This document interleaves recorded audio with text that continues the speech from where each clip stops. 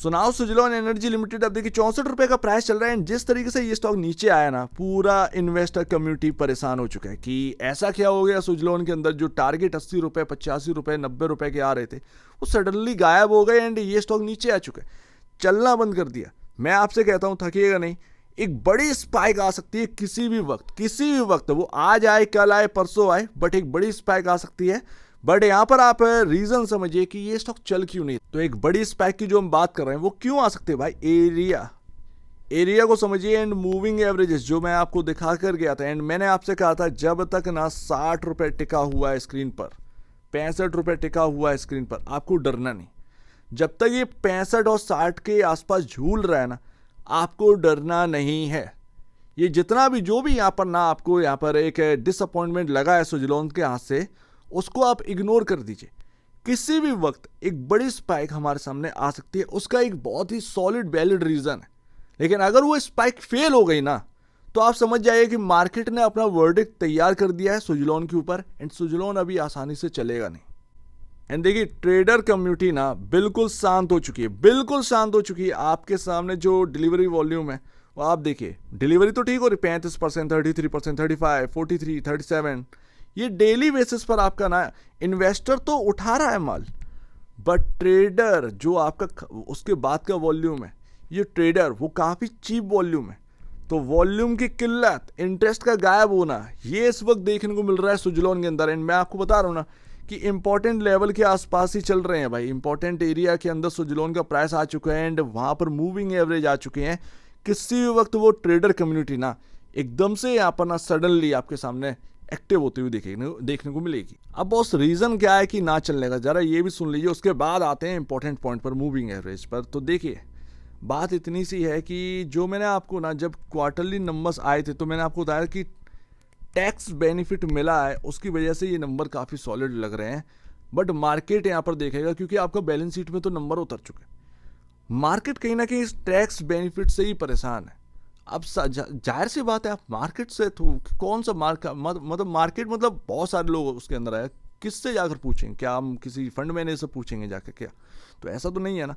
तो आगे का सिनेरियो तो अच्छा है, बट टैक्स बेनिफिट की वजह से जो यहाँ पर प्रॉफिटेबिलिटी में एक बड़ी सी स्पाइक देखने मिली, शायद मार्केट उसकी वजह से थोड़ा सा तंग है।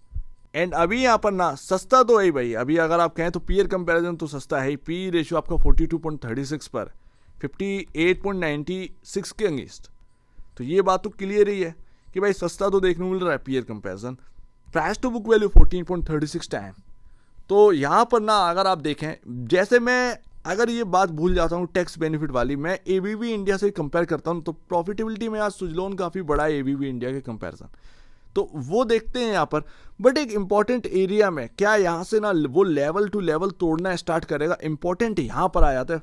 फंडामेंटल हम लोग समझ चुके हैं कि भाई टैक्स बेनिफिट की वजह से नंबर्स आ चुके हैं।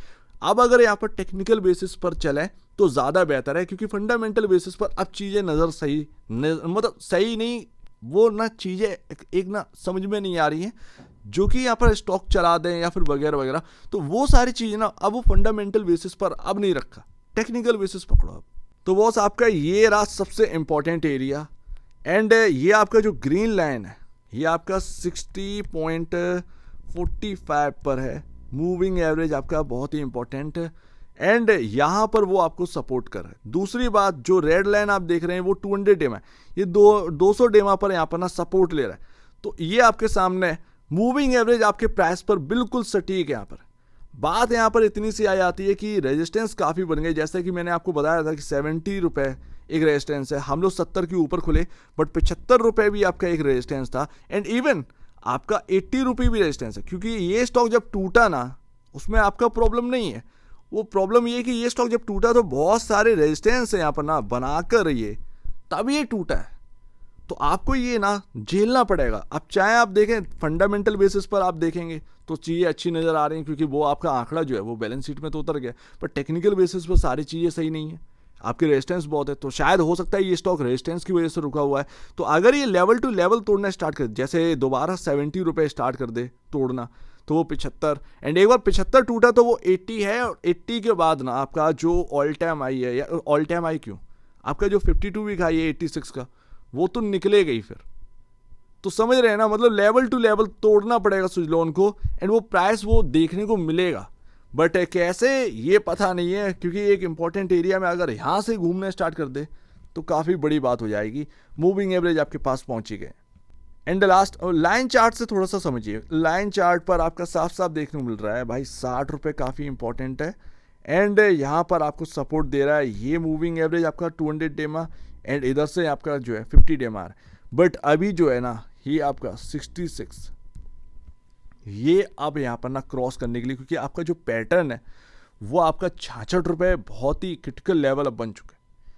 तो दिक्कत ना बस यही है कि रेजिस्टेंस पर रेजिस्टेंस तैयार हैं सुजलोन के चार्ट पर। प्रॉब्लम यहीं पर आ रही है। फंडामेंटल बेसिस पर उतना प्रॉब्लम नहीं है जितना वो फंडामेंटल, क्या भाई जितना वो फंडामेंटल समझ सकते थे उतना समझ लिया भाई, समझ लिया कि भाई टैक्स बेनिफिट है। लेकिन अगर वो टैक्स बेनिफिट को अगर हम देखें तो वो बैलेंस शीट में आ चुका है, बैलेंस शीट में आ चुका है तो भाई वो अब आपका क्लियर है, आपका अर्निंग पर शेयर बन चुका है भाई वो फाइनेंशियल स्टेटमेंट में तो बन चुका है। अब उसको आप इग्नोर नहीं कर सकते, तो वो एक अलग चीज़ है। बट ये चीज़ अलग है। तो कहीं ना कहीं सुजलोन के अंदर टेक्निकल बेसिस पर भी काफ़ी प्रॉब्लम है। लेवल टू लेवल तोड़ना पड़ेगा। 60 इंपॉर्टेंट जगह है ही, 65 भी इंपॉर्टेंट है, बट 66 आपका एक रेजिस्टेंस है। सो लेट्स सी, देखते हैं भाई क्रॉस करता है या नहीं करता है। 66 रुपये टूटने का यहाँ पर ना एक इंतज़ार करिए एंड स्पाइक आना चाहिए, क्योंकि आपका मूविंग एवरेज जो है ना वो आपके पास पहुँच रहा है।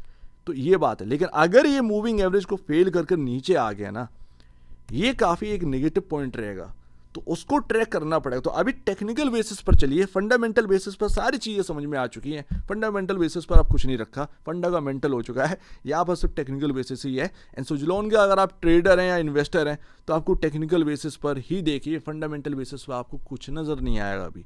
सो उम्मीद है काफ़ी कुछ आपको समझ में आया होगा।